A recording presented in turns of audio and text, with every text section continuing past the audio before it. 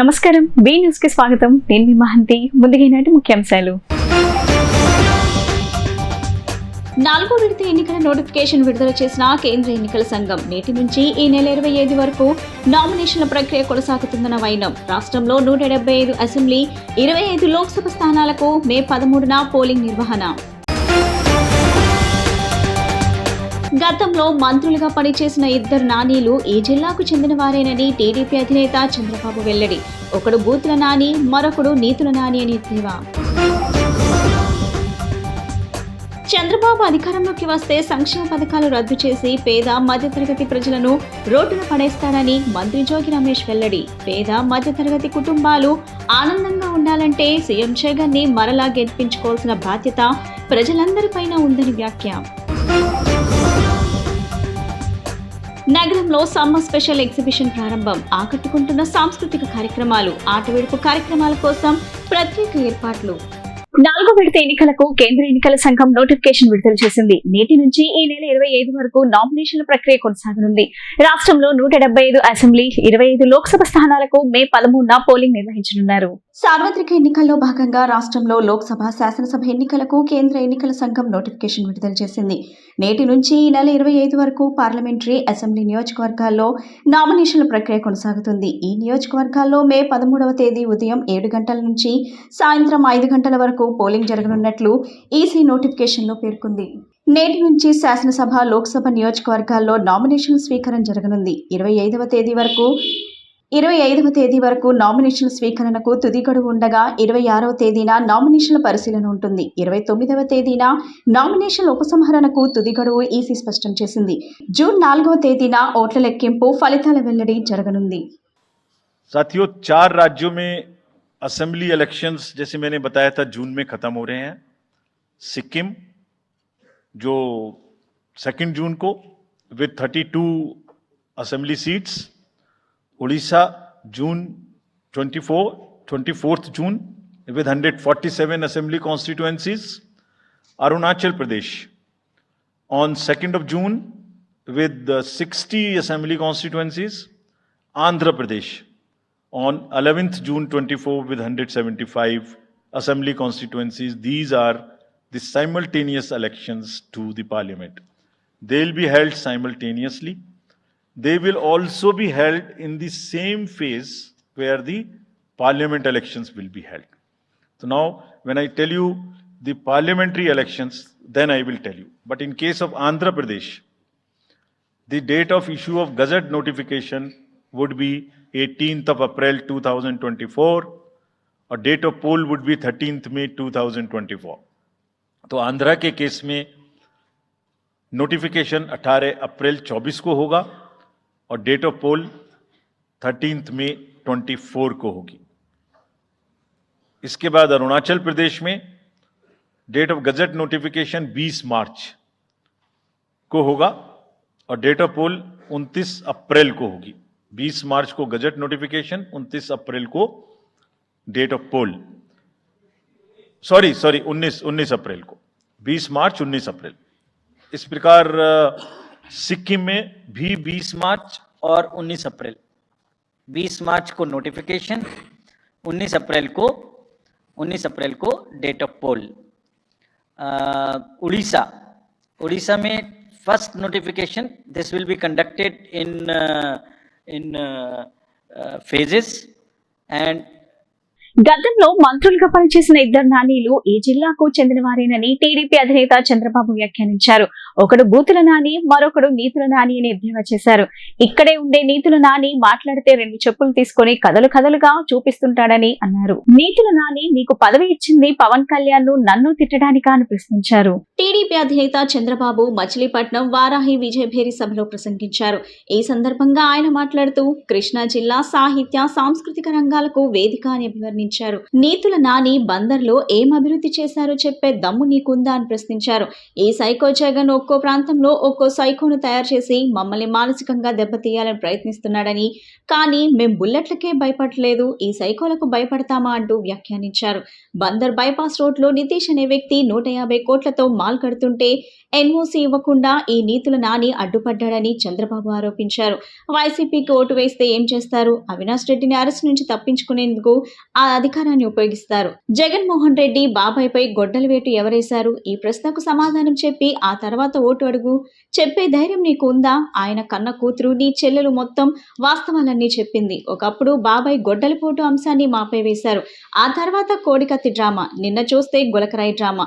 గులకరాయి ఎవడో వేస్తే నేను పవన్ కళ్యాణ్ వచ్చి హత్యాయత్నం చేశామంట.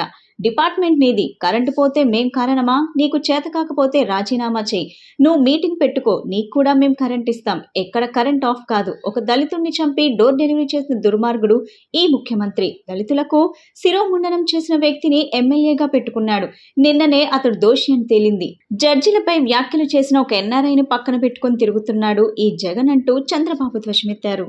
తమలో ఈ రోజు దేశంలో జాతీయ జెండా ఎగరతా ఉందంటే అది మొట్టమొదటి ఎగిరింది కోనేరు సెంటర్లోనే ఎగిరింది తమ్ముళ్ళు. అది దీని చరిత్ర. అలాంటి చరిత్ర రాసిన బందరు పట్టణం ఇది.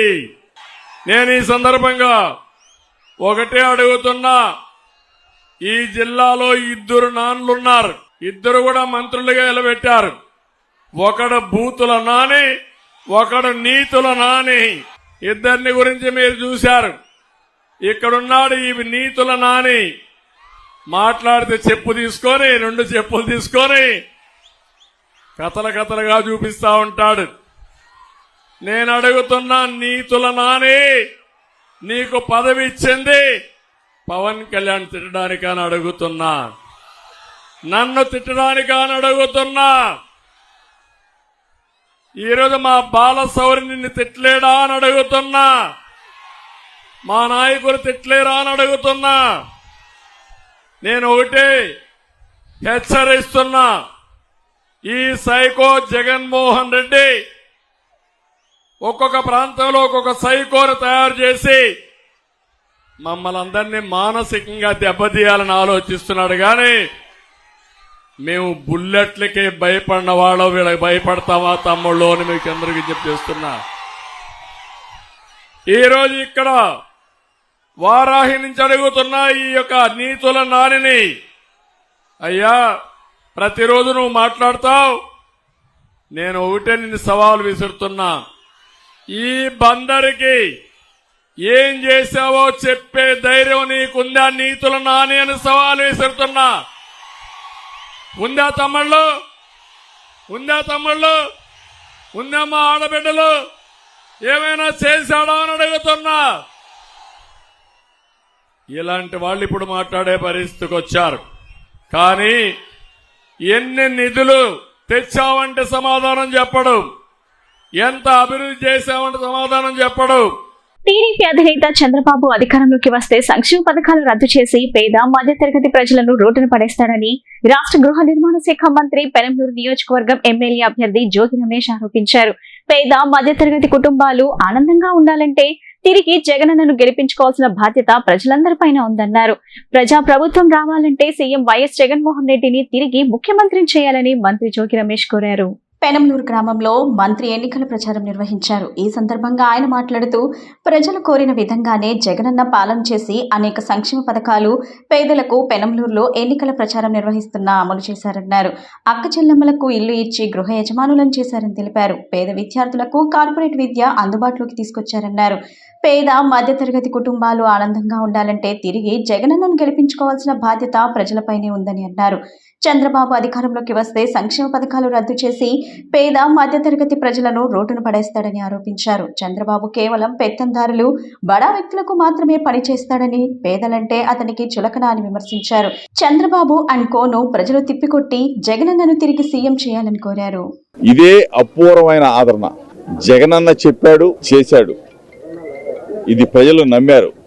కాబట్టి మే 13వ తారీఖు ఎప్పుడు వస్తుందా, పోలింగ్ స్టేషన్ ఎప్పుడు తెరుస్తారా, జగనన్నకి ఎప్పుడు జే కొట్టాలా, ఫ్యాన్ గుర్తుకు ఎప్పుడు ఓటేయాలా, జనం ఎదురు చూసేది ఇదే.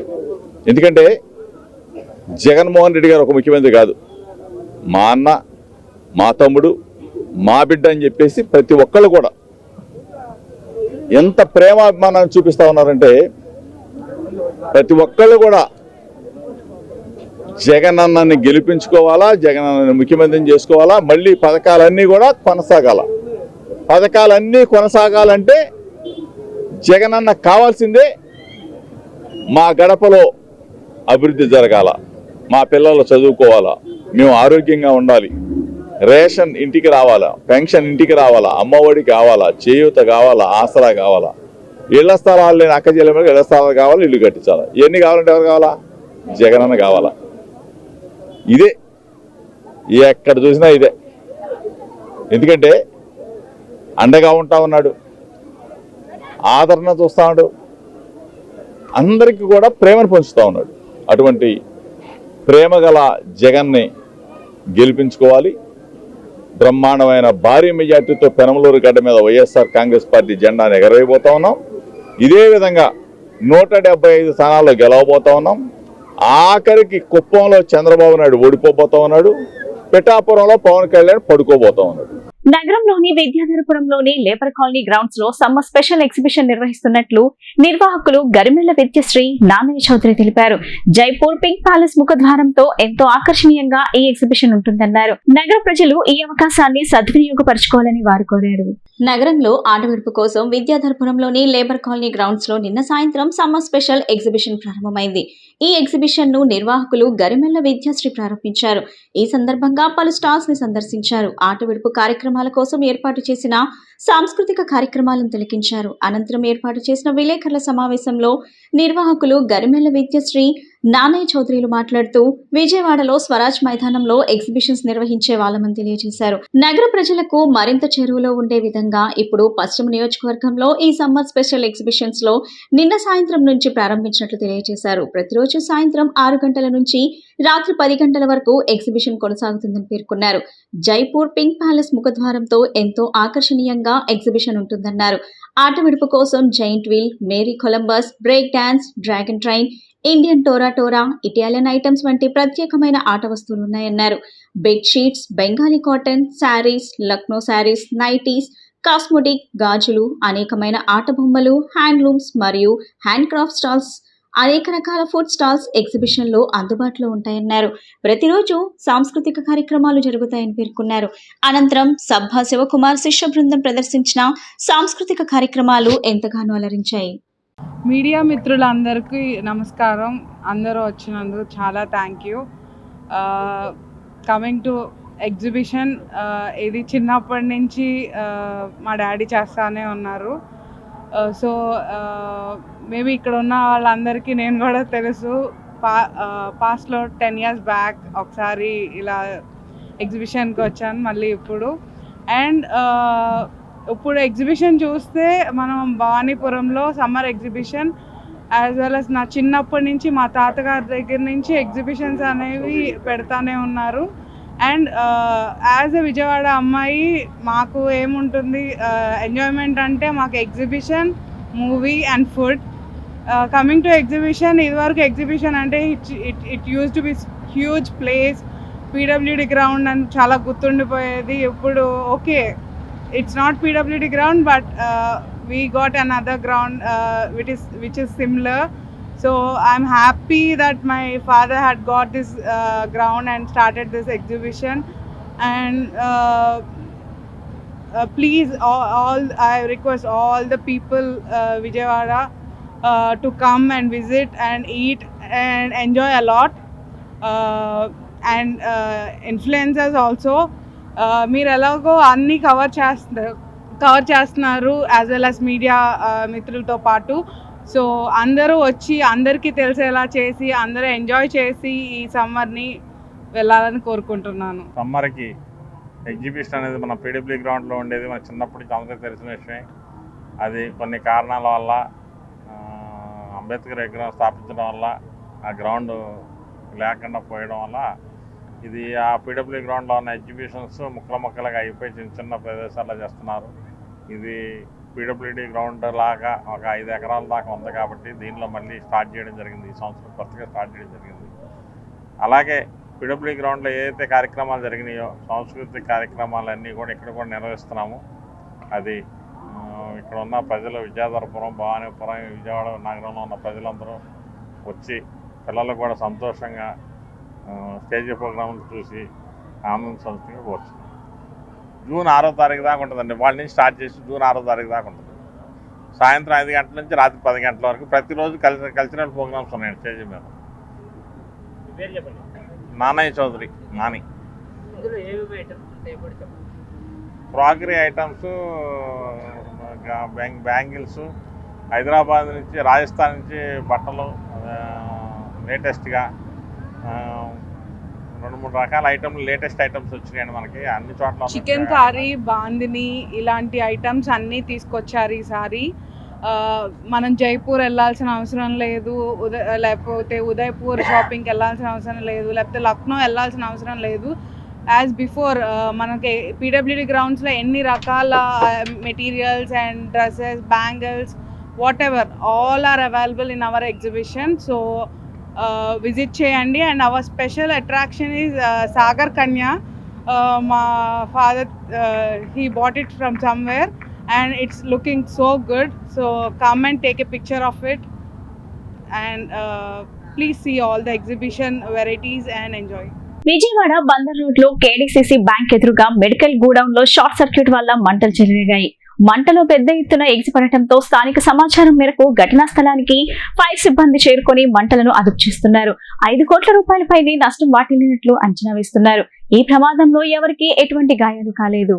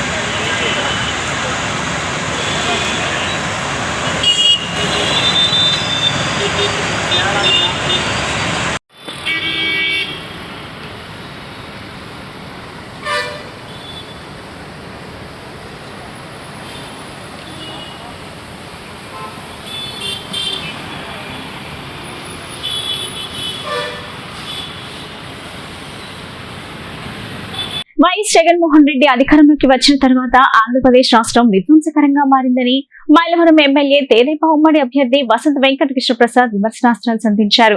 చంద్రబాబు సీఎంగా ఉన్న సమయంలో యువకులు ప్రముఖ కంపెనీలో అత్యధిక జీతంతో ఉద్యోగాలు పొందితే వైకాపా అధికారంలోకి వచ్చాక ఉద్యోగాలే లేకుండా పోయాయని ఆవేదన వ్యక్తం చేశారు. మైలవరం నియోజకవర్గం రెడ్డిగూడెం మండలం నరుకులపాడు గ్రామంలో మైలవరం ఎమ్మెల్యే తేదేపా ఉమ్మడి అభ్యర్థి వసంత వెంకటకృష్ణ ప్రసాద్ రచ్చబండ ఆత్మీయ సమావేశం నిర్వహించారు. ఈ సందర్భంగా ఆయన మాట్లాడుతూ వైఎస్ జగన్మోహన్ రెడ్డి అధికారంలోకి వచ్చిన తర్వాత ఆంధ్రప్రదేశ్ రాష్ట్రం విధ్వంసకరంగా మారిందని, సీఎం జగన్ విధ్వంస పాలన సాగించారని ఆగ్రహం వ్యక్తం చేశారు. సీఎం జగన్ సాగిస్తున్న ఆకృత్యాలపై ఆవేదన వ్యక్తం చేశారు. చంద్రబాబు సీఎంగా ఉన్న సమయంలో యువకులు ప్రముఖ కంపెనీల్లో అత్యధిక జీతంతో ఉద్యోగాలు పొందితే వైకాపా అధికారంలోకి వచ్చాక ఉద్యోగాలే లేకుండా పోయాయన్నారు. రాబోయే సార్వత్రిక ఎన్నికల్లో ప్రజలందరూ సైకిల్ గుర్తుపై ఓటు వేసి మహాకూటమి విజయానికి సహకరించాలని పిలుపునిచ్చారు. ఈ కార్యక్రమంలో బీజేపీ, జనసేన, తెలుగుదేశం పార్టీ నాయకులు, కార్యకర్తలు తదితరులు పాల్గొన్నారు. ఏ పరిస్థితుల్లో నేను ఆ వేదికను వదిలేసి ఈ వేదిక రావాల్సి వచ్చిందో మీ అందరికీ తెలుసు. తప్పకుండా ఆ ప్రధాన లక్ష్యం ఏంటంటే మన ప్రాంతానికి అన్యాయం జరిగింది. చింతలపూడి ఎత్తిపోతల పథకం 4,900 కోట్ల రూపాయలతో మొదలెట్టిన పథకం 4,100 కోట్లు ఖర్చు పెట్టి 2.5 సంవత్సరాల్లో 90% దగ్గర పరిపూర్తి చేస్తే కేవలం మిగిలిన 10% పూర్తి చేయడానికి 800-900 కోట్ల రూపాయలు పరిపూర్తి చేయడానికి 5 సంవత్సరాలలో సంవత్సరానికి 150 కోట్లు ఖర్చు పెట్టిన ఆ ప్రాజెక్టు పూర్తయి ఈ సంవత్సరం కరువు వచ్చిన పరిస్థితుల్లో రైతాంగానికి అండగా ఉండేది. చెరువుల్లో నీళ్లు, కాలువల్లో నీళ్లు, రిజర్వాయర్లో నీళ్లు. అదే కనుక చింతలపూడి ఎత్తిపోతల పథకం ఉంటే నేను రిజర్వాయర్లో చెరువులన్నింటి రిజర్వాయర్ల కింద మార్చాలని మొదటి నుంచి మొత్తుకుంది. ఎందుకంటే చింతలపూడి అయ్యి చెరువులు రిజర్వాయర్ల కింద కనుక మారుంటే తప్పకుండా మనకి ఎండాకాలమైన నీళ్లు ఉండేవి. ప్రతి సంవత్సరం 2 పంటలకైనా 3 పంటలకైనా మామిడి తోటలో బాగా కాయాలన్నా కూడా మనకు నీటికి ఇబ్బంది లేకుండా ఉండేది. కానీ దురదృష్టవశాత్తు మేము 151 మంది శాసనసభ్యులు ఆనాడు గెలిచి ఒక్క అవకాశం అని చెప్పి అధికారంలోకి వచ్చి జరిగే వాటిని ఆపాము తప్పితే జరిగే వాటిని ముందుకు తీసుకుపోవాలా. రోజువారీ కార్యక్రమాలు తప్పితే శాశ్వతంగా ఉపయోగపడే ప్రాజెక్టులు పూర్తి చేయలేకపోవడం దురదృష్టం. అందుకోసమే నేను ఆ వేదికను వదిలి ఈ వేదిక రావడం జరిగింది. తప్పకుండా ముస్లిం మైనార్టీలకు కల్పించిన 4% రిజర్వేషన్ను ఎత్తివేస్తామని మతతత్వ పార్టీ అయిన బీజేపీతో టీడీపీ, జనసేన పార్టీ కూటమి పెట్టుకున్న పొత్తులను రానున్న ఎన్నికల్లో చిత్తుగా ఓడించాలని వైఎస్ఆర్సీపీ మైలవరం ఎమ్మెల్యే అభ్యర్థి సర్నాల తిరుపతిరావు యాదవ్ పిలుపునిచ్చారు. ముస్లిం మైనార్టీలు మరింత అభివృద్ధి సాధించాలంటే వైఎస్ జగన్మోహన్ రెడ్డిని మళ్లీ ముఖ్యమంత్రిని చేసుకోవాలని అన్నారు. గొల్లపూడి పంచాయతీ మౌలానగర్ లో వైఎస్ఆర్సీపీ మైలవరం ఎమ్మెల్యే అభ్యర్థి సర్నాల తిరుపతిరావు ఎన్నికల ప్రచారం నిర్వహించారు. స్థానికులను సమస్యలను అడిగి తెలుసుకున్నారు. ఏ సమస్య ఉన్నా తన దృష్టికి తీసుకువస్తే పరిష్కరిస్తానని హామీ ఇచ్చారు. గతంలో ఏ ముఖ్యమంత్రి చేయని విధంగా ముస్లిం మైనార్టీలు ఆర్థికంగా, సామాజికంగా, రాజకీయంగా ఎదిగేందుకు జగనన్న కృషి చేశారని చెప్పారు. దివంగత ముఖ్యమంత్రి వైఎస్ రాజశేఖర రెడ్డి తన హయాంలో ముస్లిం మైనార్టీలకు కల్పించిన 4% రిజర్వేషన్ను ఎత్తివేస్తామని మతతత్వ పార్టీ బీజేపీతో టీడీపీ, జనసేన పార్టీ కూటమి పెట్టుకున్న పొత్తులను రానున్న ఎన్నికల్లో చిత్తుగా ఓడించాలని పిలుపునిచ్చారు. నాయకులు, కార్యకర్తలు పాల్గొన్నారు.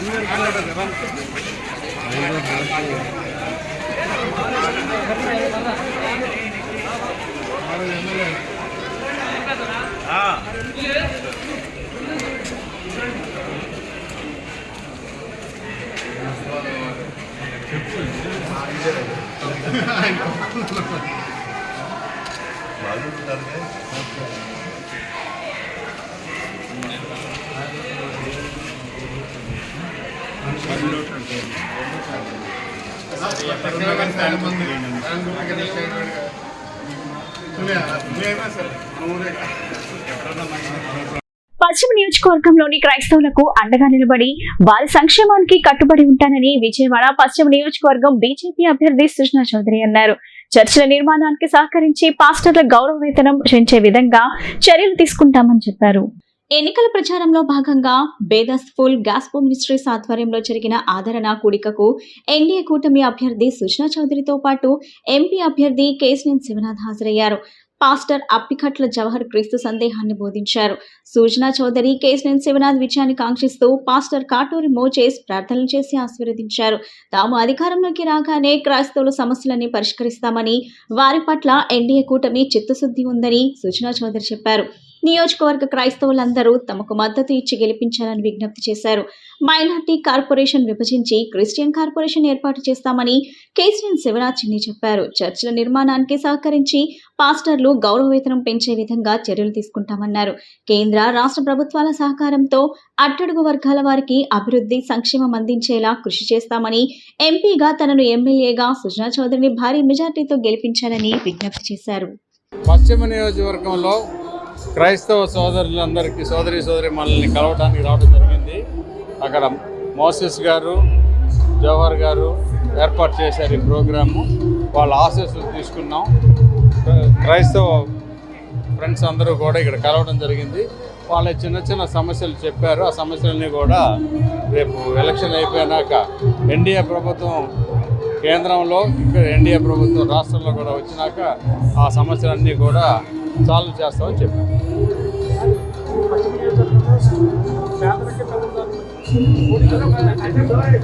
ఏమంటారు అంటే, పేదలైనా ఎవరైనా సరే నాయకత్వ లక్షణాలు ఉండి అవి నిరూపించిన వాళ్ళకి అవకాశం ఇస్తే ప్రజలకు ఉపయోగం ఎక్కువ. నేను 12 సంవత్సరాలు పార్లమెంట్లో సేవ చేసి 300 సంవత్సరాలు కేంద్ర ప్రభుత్వంలో పనిచేసి సుమారుగా 10,000 మందికి పైగా ఉద్యోగాలు ఇచ్చి ఇండస్ట్రీలు పెట్టిన వాడిని. నాకు పేదలకు ఎలా సేవ చేయాలి అనేది నాకు బాగా తెలుసు. ఇది నేను ఒక అవకాశం కింద చూస్తున్నాను, ప్రత్యక్ష రాజకీయాల్లోకి వచ్చి ప్రజాసేవ చేయాలని. ఓకే, అంటే ప్రత్యర్థులు ఏదో ఒక ప్రచారం చేయాలి కాబట్టి చేస్తున్నారు. నేను పుట్టిన జిల్లా ఇది, నేను చదువుకున్న ఊరు ఇది, నాకు సొంత ఇల్లు ఉంది ఇక్కడ. మా ఊరు 25 కిలోమీటర్లలో మా వ్యవసాయం ఉంది, అంతా ఉంది. నాకంటే ఎక్కువ ఎవరు అందుబాటులో ఉండలేరని నా నమ్మకం. దేశంలో ఎంతో పుణ్యక్షేత్రంగా విరచిల్లుతున్న అయోధ్యలో బాలరాముని ప్రతిష్ఠించిన మొదటి ఏడాది జరుగుతున్న శ్రీ సీతారామ కళ్యాణ మహోత్సవ వేడుకలు వైభవంగా జరుగుతున్నాయని కృష్ణవేణి అధ్యక్షులు బచ్చు ప్రసాద్ తెలిపారు. దేశ ప్రధాని నరేంద్ర మోడీ సారథ్యంలో దేశం ఎంతో అభివృద్ధి చెందిందని చెప్పారు. పంజా సెంటర్లోని కృష్ణవేణి క్లాత్ మర్చెంట్ అసోసియేషన్ ప్రాంగణంలో ఉన్న రామ్ మందిరంలో శ్రీరామనవమి నాటి పురస్కరించుకొని శ్రీ సీతారాముల కళ్యాణ వేడుకలు నిర్వహించారు. రామ్ మందిరం అర్చకులు భక్తి శ్రద్ధలతో కళ్యాణం నిర్వహించారు. ఈ సందర్భంగా అధ్యక్షులు బొచ్చు ప్రసాద్ మాట్లాడుతూ గత 25 సంవత్సరాల నుండి శ్రీరామనవమి వేడుకలు ఎంతో ఘనంగా జరుపుకుంటున్నామని చెప్పారు. 1500 సంవత్సరాల అనంతరం అయోధ్యలో ప్రతిష్ఠించిన బాలరాముడి విగ్రహ ప్రతిష్ఠ మొదటి ఏడాది జరుగుతున్న శ్రీ సీతారామ కళ్యాణ మహోత్సవ వేడుకలకు ఎంతో ప్రాముఖ్యత ఉందని చెప్పారు. లోకాభిరామం శ్రీరామం భుజో భుజో నమామ్యహం. ఈరోజు the Krishnaveni cloth merchants association సంస్థలో సీతారామ కళ్యాణ మహోత్సవం కార్యక్రమం వైభవపేతంగా జరిగింది. ఇప్పుడే శాంతి కళ్యాణం సమాప్తి అయింది. భక్తులందరూ కూడా విచ్చేసి ఆ స్వామివారి కృపకు బాగా పాత్రల కోసం కోరుచున్నాము. ఈ పీట మీద కూర్చున్న దంపతులు బచ్చు వెంకటలక్ష్మి వరప్రసాద్ దంపతులు కూర్చొని కార్యక్రమాన్ని త్రియాన్నపూర్వక దీక్షాపూర్వక నిర్వహించారు. కావున 50 మంది కూడా భక్తులందరూ కూడా ఆ సీతారామ లక్ష్మణ స్వామి అనుగ్రహం కలవాల్సింది కోరుచున్నాము. జై శ్రీరామ్, జై శ్రీరామ్. సుమారుగా 25 సంవత్సరాలుగా కృష్ణవేణి హోల్సేల్ క్లాత్ మార్కెట్ పంజా సెంటర్ విజయవాడలో వేంచేసి ఉన్న రాములవారి మందిరంలో ప్రతి సంవత్సరం కూడా కళ్యాణ మహోత్సవాలు అంగరంగ వైభవంగా జరుగుతుంటాయి. ఈ సంవత్సరానికి ఒక ప్రత్యేకత ఉంది. ఏంటంటే 1520 సంవత్సరాల తర్వాత అయోధ్యలో రామ మందిర పునర్నిర్మాణం జరిగిన సందర్భంగా మొదటిసారిగా వచ్చిన శ్రీరామనవమి. ఈ సందర్భంగా ఇక్కడ దంపతి సమేతంగా స్వామివారికి నా చేతుల మీదుగా కళ్యాణం చేయడం నా పూర్వజన్మ సుకృతం. అదేవిధంగా ఈ శుభ సందర్భం 1520 సంవత్సరాల తర్వాత స్వామివారి పునర్నిర్మాణం జరగడానికి ఇప్పుడు ఉన్న ఈ ప్రజలందరూ కూడా ధన్యులు. అదేవిధంగా స్వామివారి కటాక్ష వీక్షణాలు ప్రజలందరికీ ఉండాలని, దేశం సుభిక్షంగా ఆ శ్రీరామ సన్నిధిలో చక్కగా వెదగాలని, అదేవిధంగా మన మోడీ గారు కూడా ప్రపంచవ్యాప్తంగా మంచి పేరు తెచ్చుకొని భారతదేశ హిందూ మత వ్యాప్తికి బాగా పాటుపడాలని మనస్ఫూర్తిగా కోరుకుంటూ సెలవు తీసుకుంటాం. శరత్ చంద్ర ఐఏఎస్ అకాడమీ హైదరాబాద్ మరియు విజయవాడ బ్రాంచెస్ ఈ రోజు వెలువడిన విజిలెన్స్ ఫలితాల్లో అత్యుత్తమ ర్యాంక్ సాధించింది. అనన్య రెడ్డికి ఆల్ ఇండియా 3వ ర్యాంక్, రుహానాకి 5వ ర్యాంక్. 15, 16, 19, 42, 61, 91 అలాగే 50కు పైగా ఐఏఎస్, ఐపీఎస్, ఐఆర్ఎస్ వంటి ర్యాంకులు తమ విద్యార్థులు సాధించారని డైరెక్టర్ శరత్ చంద్ర చెప్పారు. ఇందులో 17 ర్యాంకులు తెలుగు విద్యార్థులకు వచ్చాయని, మిగిలినవి తమ online classes, test series, interview guidance నుంచి వచ్చాయని తెలిపారు. గ్రామీణ నేపథ్యం నుంచి వచ్చిన వారికి, స్త్రీలకు అత్యధికంగా ర్యాంక్స్ రావడం ఆహ్లాదకరంగా ఉందని చెప్పారు. సింగరాయకొండకు చెందిన ఉదయ్ రెడ్డికి 780 ర్యాంక్ రావడం గమనార్హం. అతను చిన్న వయసులోనే తల్లిదండ్రులను కోల్పోయి ప్రభుత్వ పాఠశాలలో తెలుగు మీడియంలో చదువుకొని కానిస్టేబుల్ ఉద్యోగం చేసి ఈ ర్యాంక్ సాధించారు.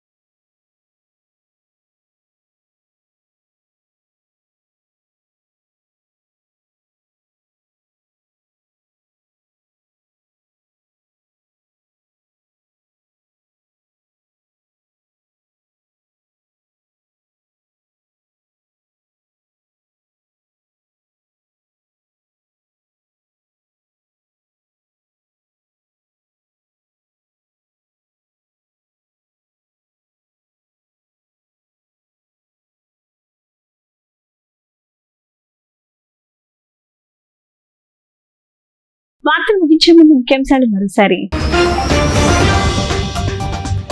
4వ విడత ఎన్నికల నోటిఫికేషన్ విడుదల చేసిన కేంద్ర ఎన్నికల సంఘం నేటి నుంచి ఈ నెల 25 వరకు నామినేషన్ల ప్రక్రియ కొనసాగుతుందన్న వైనం. రాష్ట్రంలో 175 అసెంబ్లీ 25 లోక్సభ స్థానాలకు మే 13న పోలింగ్ నిర్వహణ.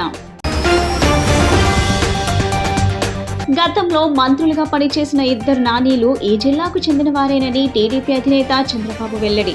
ఒకడు బూతుల నాని, మరొకడు నీతుల నాని అని ఎద్దేవా. చంద్రబాబు అధికారంలోకి వస్తే సంక్షేమ పథకాలు రద్దు చేసి పేద మధ్యతరగతి ప్రజలను రోడ్డున పడేస్తారని మంత్రి జోగి రమేష్ వెల్లడి. పేద మధ్యతరగతి కుటుంబాలు ఆనందంగా ఉండాలంటే సీఎం జగన్ ని మరలా గెలిపించుకోవాల్సిన బాధ్యత ప్రజలందరిపైన ఉందని వ్యాఖ్య. నగరంలో సమ్మర్ స్పెషల్ ఎగ్జిబిషన్ ప్రారంభం. ఆకట్టుకుంటున్న సాంస్కృతిక కార్యక్రమాలు, ఆటవిడుపు కార్యక్రమాల కోసం ప్రత్యేక ఏర్పాట్లు. ఈ బులెటిన్ ఇంతటితో సమాప్తం. తిరిగి మరో బులెటిన్ కలుద్దాం. నమస్కారం.